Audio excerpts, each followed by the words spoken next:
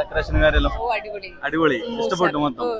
അപ്പൊ കാസർഗോഡിനെ വിളിക്കാത്ത മംഗലത്തിന് വന്നതാണ്. സാധാരണ വിളിക്കാത്ത മംഗലത്തിനാന്ന് പോലെ ഇപ്പൊ എത്തി ലാസ്റ്റ് കൊയിലാണ്ടിലേക്ക് എത്തിയിട്ടാ. കൊയിലാണ്ടില് നമ്മളെ പ്രവാസി ഇവന്റിന്റെ പേര് പറയാം ഇസ്മായിൽ ക പ്രത്യേകിച്ച് പറഞ്ഞ് ക്ഷണിച്ചിട്ട് വന്നതാണ്. താങ്ക്സ് കേട്ടോ. പേരെന്ത്? അനുശ്രീ. നല്ല ഭംഗിയുണ്ട് കാണാൻ. കല്യാണം ഞാൻ നമുക്ക് ആലോചിക്കാം.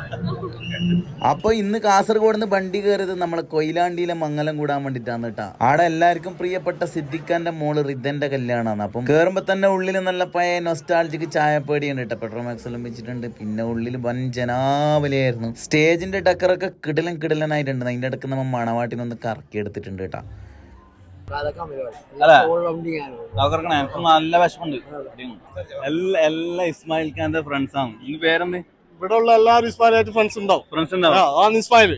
നാളെ നാട്ടിന്റെ ഒന്ന് ഏൽപ്പിച്ചാ ആരും നോക്കണ്ടില്ല. അത്രയും കൃത്യമായിട്ട് സന്തോഷത്തോടു കൂടി ഇവന്റ് ഏറ്റെടുക്കുന്നില്ല. കഴിക്കാൻ പോകാൻ. പേരെന്തോ? മോന്റെ പേരോ? എല്ലാരും ഭക്ഷണത്തിന് വെയിറ്റ് ആക്കുന്നല്ലേ? കഴിച്ചു കഴിഞ്ഞാൽ നമുക്ക് ഒന്നുകൂടെ കാണണം എങ്ങനെ ഉണ്ട്. ഇതെന്താ സാധനം? മൈസൂർ പാക്ക് എല്ലാം മാസ്റ്റർ ജിലേബി മാസ്റ്ററോ? 4000-5000 ജിലേബി. ഈ ജിലേബിന്റെ ചുരുട്ടയച്ചു കൊടുക്കോ? ഇത് ചോറ്, ചിക്കൻ 65, ബീഫ്, ഇത് കുറുമ, മട്ടൻ കുറുമ, പാൽക്കപ്പ അല്ലേ? അതിന്റെ ഇടയ്ക്ക് നമ്മ ഒന്ന് ഫുഡ് അടിക്കാൻ വേണ്ടിട്ട് ഇരുന്ന് കേട്ടാ. ജോളൊക്കെ ചിക്കൻ പീസ് ആയിരുന്നില്ല.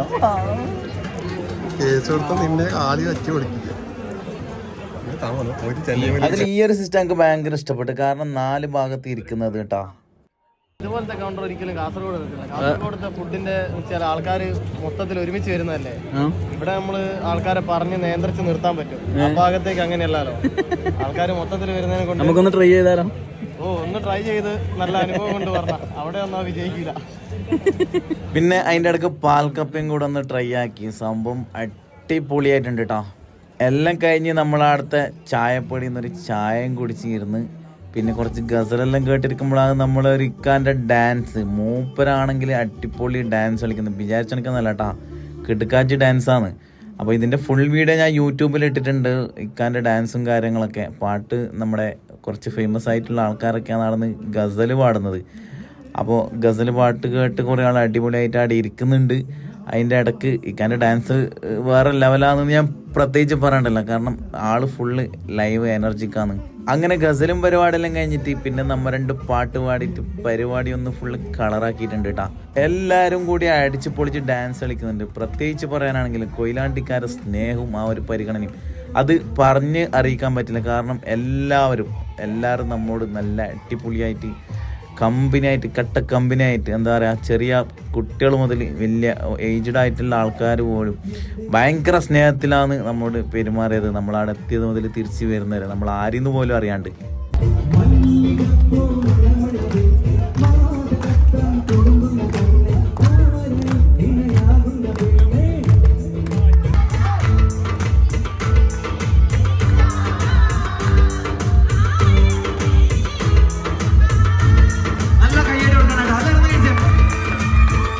പ്രത്യേകിച്ച് എടുത്ത് പറയാനാണെങ്കിൽ ഇവിടുത്തെ ആംബിയൻസും ഫുഡും ഡെക്കറേഷനും എല്ലാം കിടലനായിരുന്നു. ഇവിടുത്തെ ഇവന്റ് മൊത്തം ചെയ്തത് പ്രവാസി ഇവന്റ്സ് ആണ്. അപ്പോൾ അവരെ കോൺടാക്ട് നമ്പറും ഇൻസ്റ്റ ഐ ഡി ഞാനിവിടെ താഴെ കൊടുക്കുന്നുണ്ട്.